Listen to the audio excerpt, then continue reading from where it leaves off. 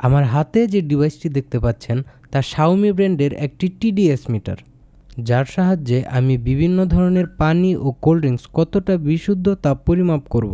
প্রথমেই চলুন ডিভাইসটির সাথে পরিচিত হওয়া যাক। ডিভাইসটি একদমই লাইট ওয়েটের এবং গ্লসি ফিনিশ। এতে শুধুমাত্র একটি পাওয়ার বাটন এবং ছোট একটি ডিসপ্লে রয়েছে। ডিভাইসটির উপরের দিকের ক্যাপটি খুললেই দেখতে পাবো ব্যাটারি কম্পার্টমেন্ট, যেখানে দুটি LR44 সাইজের ব্যাটারি ব্যবহার করতে হয়। ডিভাইসটি নিচের দিকের অংশ খুললেই দেখতে পারবো দুটি পিনের মতো অংশ রয়েছে। মূলত এই অংশটি পানিতে ডুবিয়ে ওই পানির ppm পরীক্ষা করা হয়। ppm মানে হলো পার্টস পার মিলিয়ন, অর্থাৎ এর মাধ্যমে আমরা জানতে পারবো পানিতে দ্রবীভূত মোট খনিজের পরিমাণ সম্পর্কে। চলুন এবার পরীক্ষাটি শুরু করা যাক। এখন দুটো গ্লাসে যে পানি দেখতে পাচ্ছেন তার একটিতে রয়েছে সরাসরি ট্যাপের পানি এবং অন্যটিতে রয়েছে মিনারেল ওয়াটার। চলুন প্রথমে ট্যাপের পানিটি পরীক্ষা করি। ট্যাপের পানির রিডিং এসেছে 164 ppm।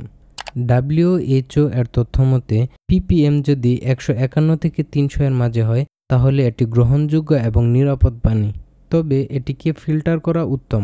চলুন এবার মিনারেল ওয়াটার টেস্ট করা যাক। মিনারেল ওয়াটারের রিডিং এসেছে 35 এর কাছাকাছি। TDS রেঞ্জ অনুযায়ী ppm যদি 0 থেকে 50 এর মধ্যে হয়ে থাকে তাহলে এটি অত্যন্ত বিশুদ্ধ পানি, তবে এতে খনিজের পরিমাণ নেই বললেই চলে। দীর্ঘমেয়াদে এই পানি পান করলে শরীরে খনিজের ঘাটতি হতে পারে। এখন আমার কাছে রয়েছে 4টি ভিন্ন কোম্পানির কোল্ড ড্রিঙ্কস, যেগুলো বাংলাদেশের বাজারে বেশ জনপ্রিয়। তবে কোম্পানিগুলোর নাম গোপন রাখার জন্য আমি ভিডিওটিকে ব্লার করে দিয়েছি। পরীক্ষার সুবিধার জন্য এগুলোকে গ্লাসে ঢেলে নিয়েছি। এবার একটি একটি করে টেস্ট করা যাক।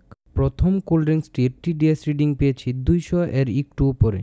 TDS রিডিং অনুযায়ী 151 থেকে 300 ppm পর্যন্ত পানি পান করা নিরাপদ, তবে ফিল্টার করা উত্তম। অর্থাৎ TDS মিটারের রিডিং অনুযায়ী এই কোল্ড ড্রিঙ্কসটি পান করা নিরাপদ। এবার দ্বিতীয় কোল্ড ড্রিঙ্কসটির TDS পরীক্ষা করে দেখি। দ্বিতীয় কোল্ড ড্রিঙ্কসটির TDS রিডিং এসেছে 320 এর আশেপাশে। 301 থেকে 500 ppm পর্যন্ত পানীয় পান করা যায়, তবে এতে দ্রবণীয় খনিজের পরিমাণ বেশি। শিশু এবং সংবেদনশীলদের ব্যবহারের জন্য এই পানি ফিল্টার করা জরুরি। আবার বেশ কয়েকটি ওয়েবসাইটে দেখতে পেয়েছি যে 300 থেকে 500 ppm এর পানি দীর্ঘদিন পান করলে কিডনির সমস্যা হওয়ার সম্ভাবনা থাকে। চলুন এবার তৃতীয় কোল্ড ড্রিঙ্কসটি TDS মিটার দিয়ে পরীক্ষা করে দেখি। এটির TDS রিডিং এসেছে 328, অর্থাৎ এটিরও খনিজের পরিমাণ বেশি। চলুন এবার চতুর্থ কোল্ড ড্রিঙ্কসটিকে TDS মিটারের সাহায্যে পরীক্ষা করে দেখি। এটার TDS রিডিং এসেছে 470 এর আশেপাশে, অর্থাৎ এতেও দ্রবীভূত খনিজের পরিমাণ বেশি, যা শিশু ও সংবেদনশীলদের জন্য ক্ষতিকর এবং দীর্ঘদিন যাবৎ পান করলে কিডনির সমস্যা হওয়ার সম্ভাবনা থাকে।